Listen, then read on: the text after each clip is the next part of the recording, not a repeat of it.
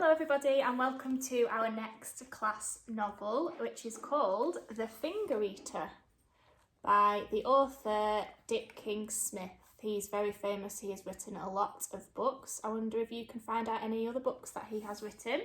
Also joining us for our story time is Safi. Say hello. Oh, that's nice. Right, I'll just read the blurb to you so you know what our new story is about. So, Ulf, bit of a strange name, but that's the name of the main character. Ulf, the finger-eating troll, bites off more than he can chew when he meets the plucky Gudrun. Gudrun, another strange name. So we've got Ulf, who's the finger-eating troll, and Gudrun, which must be this little girl here. Okay, let's find out what happens in chapter 1. Long, long ago, in the cold lands of the north, there lived a most unusual troll. See too? Like all the hill folk, so called because they usually made their homes in holes in the hills, he was humpbacked and bow-legged, with a frog face and bat ears and razor-sharp teeth. You trying to look? But he grew up, though like all the trolls, not very tall, with an extremely bad habit. He liked to eat fingers.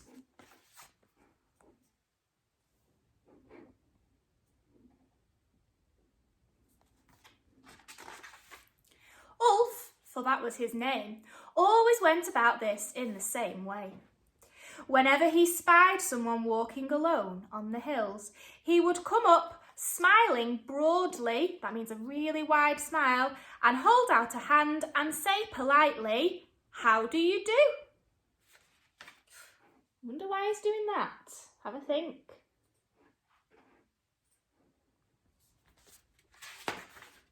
Now, trolls are usually rude and extremely grumpy and don't care how anyone does.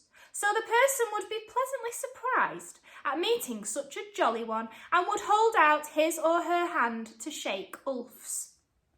Then Ulf would take it and, quick as a flash, bite off a finger with his razor-sharp teeth and run away as fast as his bow legs would carry him, chewing like mad and grinning all over his frog face.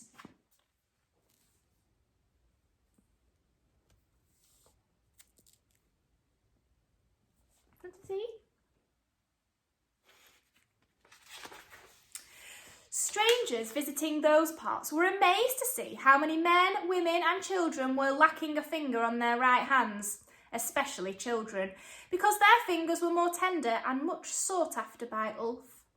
Nobody lacked more than one finger because even small children weren't foolish enough to shake hands if they met Ulf a second time, but ran away with them deep in their pockets.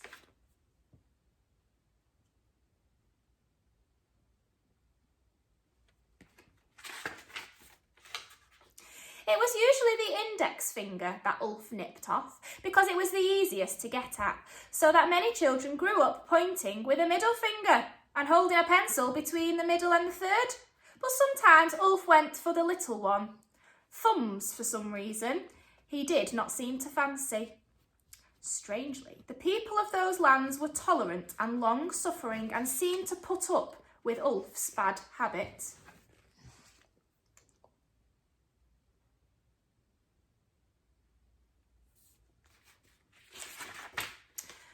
What can't be cured must be endured, they would say, and since they considered it was no use crying over spilt milk, they wasted no tears over lost fingers, but got on with their lives with only 7.